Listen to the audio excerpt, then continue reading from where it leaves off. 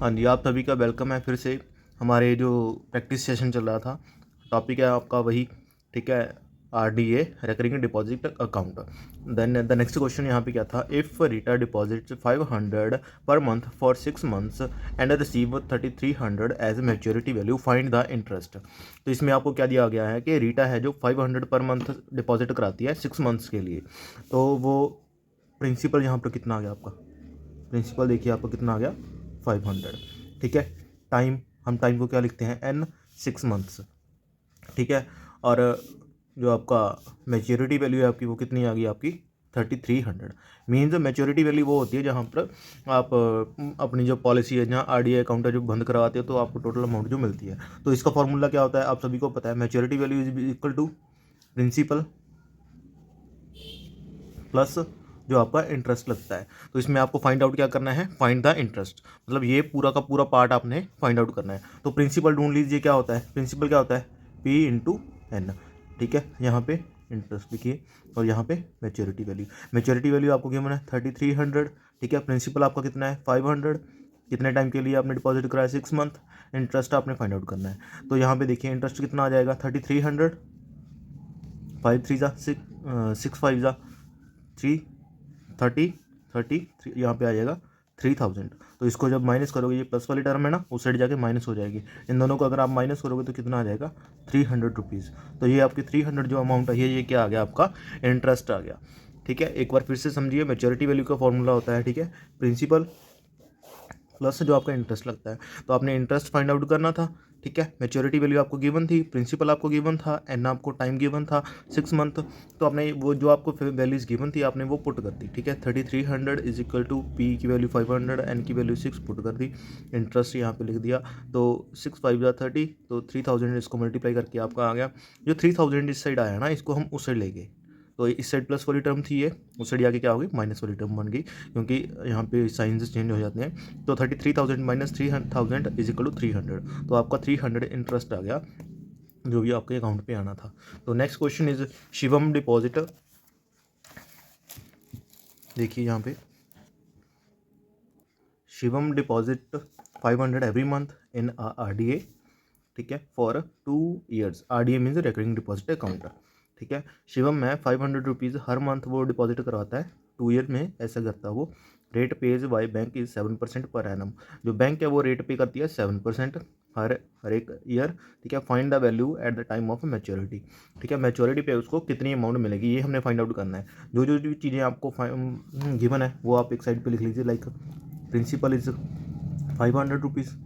ठीक है, rate of interest 7%। ठीक है, टाइम यहाँ पे 2 years है, इसको मंथ्स में कन्वर्ट कीजिए, 2 × 12 ज़ा, टेल मी, 2 × 12 ज़ा 24 months। ठीक है, तो मेच्योरिटी वैल्यू आपने फाइंड आउट करनी है। What is the formula for maturity value, maturity value is equal to principal plus interest. तो प्रिंसिपल क्या होता है, P into N.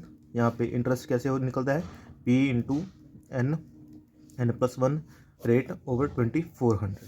put the values which are given। now principal is 500, n is 24। यहाँ पे भी principal 24, 24 plus 1 25, rate is equal to 7% over 2400। Now बच्चे यहाँ पर ना कुछ भी नहीं बचा है, आपने सिंप्लीफाई करना है। सिंप्लीफाई करना किस किस को आता है, ज़रा हैंड रेज कीजिए।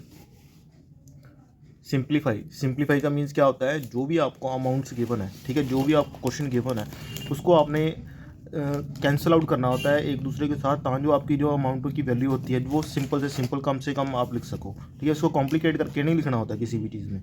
ठीक है, तो इसको चलो हम करके देखते हैं कैसे आएगा, देखो। ठीक है, देखो 20 से 20 कैंसिल, 24 से 24 कैंसिल, क्या बचा ऊपर 25, 7 एंड 5, ये चीज़ें रह गई। यहाँ पे 24 इंटू 5 ये रह गया। तो इन दोनों को मल्टीप्लाई जब करोगे आप तो कितना आएगा, करके देख लो।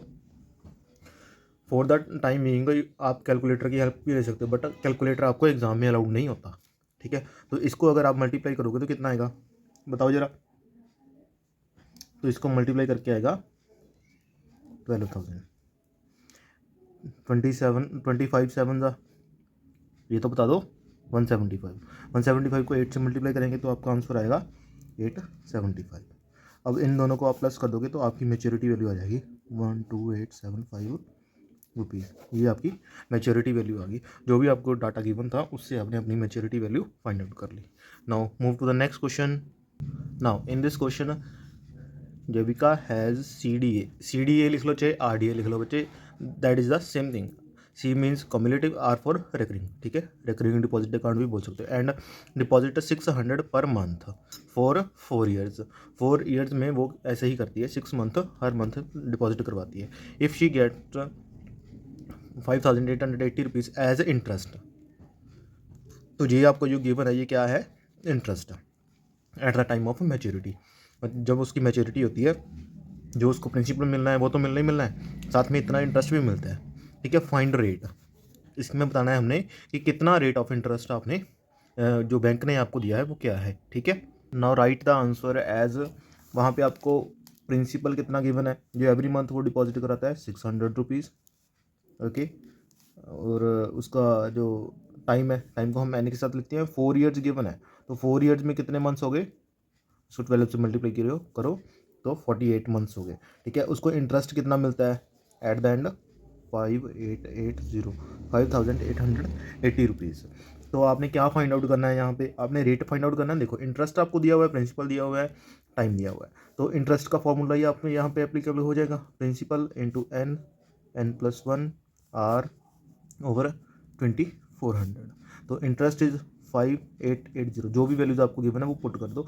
P इज़ 600, N इज़ 48, यहाँ पे 48 पुट करोगे, 48 + 1, तो लेकर ही लो 48 + 1, R we have to find R, ठीक है, 2400।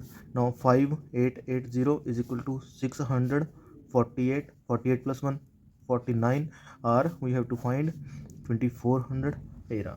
नाउ अगेन यहाँ पे आप सिंप्लीफाई करोगे, ठीक है, सिंप्लीफाई करके देखो, 20 से 20 कैंसिल, 24 1 24, 24 2 28, तो जो भी आपके पास रह गया उसको रिमेनिंग एज इट इज़ लिख लो।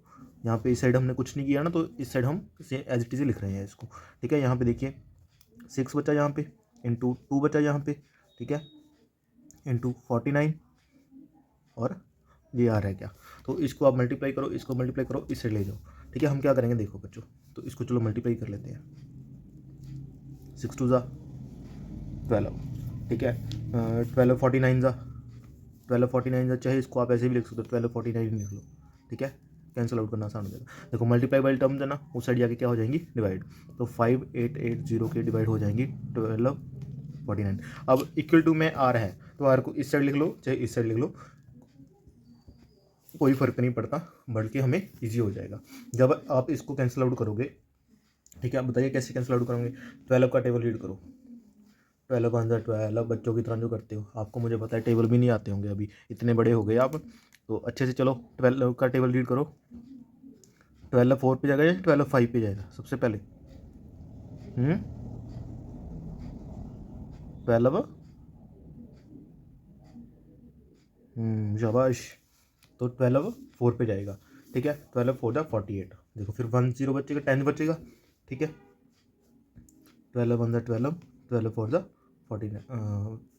48, ठीक है, फिर 108, ठीक है, 108 12 के टेबल पे कहाँ पे आता है, 12 9 हाँ, और एक 0 रह जाएगी 0, ठीक है, 49 1 49, 49 10 490, तो जहाँ पे 10 बचा तो 10, तो रेट आपका किस में आता है, परसेंटेज में, तो 10% आपका आंसर आ गया। मीन्स बैंक आपको जो 10% के हिसाब से जो एनुअल रेट ऑफ इंटरेस्ट देगी, ठीक है। आज के टाइम के लिए इतना ही, ठीक है। तो नेक्स्ट के लिए आप हमारे चैनल के साथ जुड़े रहिए। आपको कोई डाउट होता है तो कमेंट सेक्शन में कमेंट करके आप बता सकते हैं। हमारे चैनल को सब्सक्राइब कीजिए, वीडियो को लाइक शेयर कमेंट कीजिए। Thanks, have a nice day.